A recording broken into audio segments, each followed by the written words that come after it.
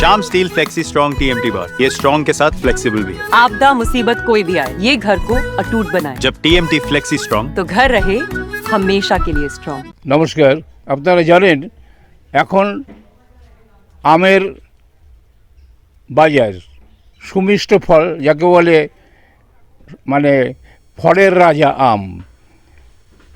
আমাদের কালিয়াগঞ্জে এর চাষ হচ্ছে, নানান ধরনের চাষ হয়।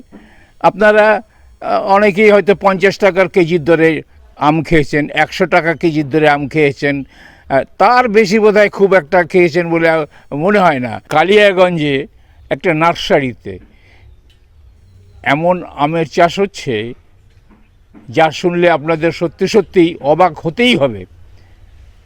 সেটা কি আম না, থাইল্যান্ডের আম এবং জাপানের আম এবং বাংলাদেশের আম এবং বিখ্যাত বিখ্যাত আম, যার কেজি আম দেখেই বুঝতে পারবেন কেমন ধরনের আম হয়েছে গাছে।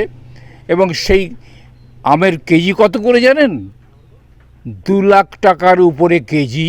এবং সেটা ইতিমধ্যেই অনেক জায়গাতেই বিক্রি হয়েছে, যদিও আমাদের কালিয়াগঞ্জে এখনও বিক্রি হয়নি। কেবল আম গাছ এই আম ধরা শুরু করেছে এবং বড় হয়েছে। ये स्टाइल का मामला है, रूपा फ्रंटलाइन।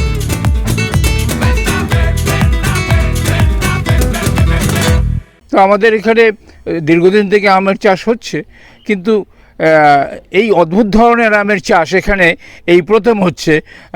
তো আমি জিজ্ঞাসা করব যে এখানে কে এই আমের চাষ করছে? কৃষি সম্রাট, রাজ্য সরকারের উপাধি প্রাপ্ত কৃষি সম্রাট তারা প্রসাদ, তার নার্সারিতে বিভিন্ন ধরনের আম দেখলে চোখ জুড়িয়ে যাবে, খেলে মন শান্তিতে ভরপুর হবে।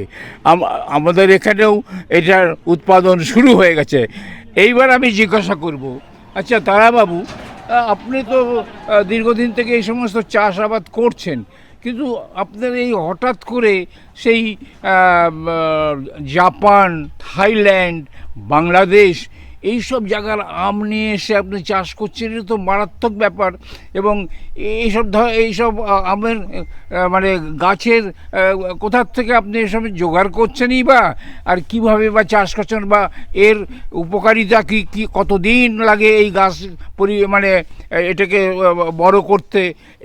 এই গাছের আম কতদিন লাগে মানে ছোট থেকে বড় হয়ে পাকতে? এর একটু মানে পেছনের ইতিহাসটা একটু জানতে হবে। নমস্কার, আমি তারাপ্রসাদ।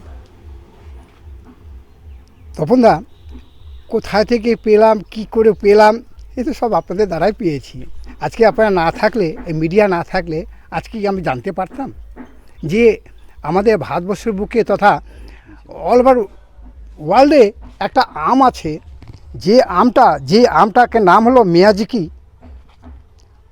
থাইল্যান্ডের হচ্ছে কিং অফ চাকাপাত, থাইল্যান্ডের হচ্ছে রেড আইভারি, তারপর হচ্ছে জাপানের হলো রেড পালমার, জাপানের হলো মিয়াজাকি। এই নামগুলো আমরা সব মিডিয়া আপনাদের কাছ থেকে জানতে পেরে 2 বছর প্রচেষ্টা করেছি, কোথায় পাবো, পেলাম।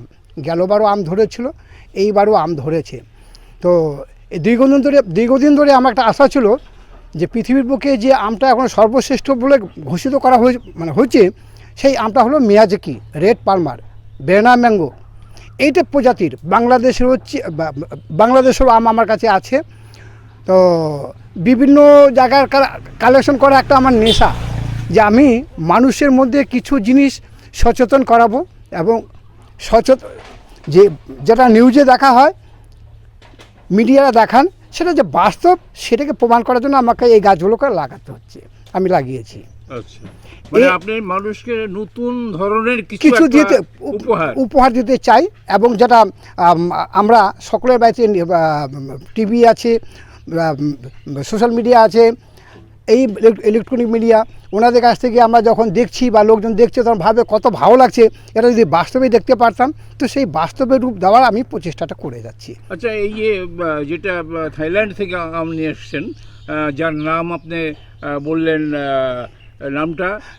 নামটা হলো রেড আইভারি। তো এগুলো কতগুলো গাছ লাগানো হয়েছে আপনার আপনার নার্সারি? আমার কাছে প্রতিটা আইটেম 10টা করে গাছ লাগিয়েছি। 10টা করে। তার মধ্যে 2-3টে করে গাছে, প্রতিটা আইটেমে 2-3টা করে গাছে ফল এসেছিলো, এবং তার মধ্যে বেশ কয়েকটা গাছে ফল টিকে আছে। আর কদিন আগে আমাদের এখানে যে ঝড়টা হলো, 15 দিন আগে, তাতে সব গাছ পড়ে গেছে। আচ্ছা, আপনি যে এই যে থাইল্যান্ডের আম, তারপরে জাপানের আম, এগুলো কেজি কত করে? হ্যাঁ তমলবাবু, কদিন আগেই নিউজে একটা দেখলাম, টিভিতে দেখলাম যে আমাদের দুর্গাপুর আমাদের ওয়েস্ট বেঙ্গলের দুর্গাপুরে এই আমটা বিক্রি হলো। মিয়াজাকি, রেড পালমার, জাপান আর থাইল্যান্ডের যে গাছগুলো, ফলগুলো, সেটা 2,75,000 টাকা কেজি বিক্রি হলো। আচ্ছা আচ্ছা। তো আমার যে বিক্রির উদ্দেশ্য করিনি আমি আমার জেলাকে একটা উপহার দিতে চাইছি, যে আমার জেলাতে, আমাদের এই ডিস্ট্রিক্টে শুধু মহারাষ্ট্র হবে তা না, ওদিক তো হচ্ছেই, আমাদের এখানেও হচ্ছে। এটাই আমার কাছে বড় জিনিস, যে আমার জেলাতে আমি এই গাছগুলো তৈরি করতে পারছি।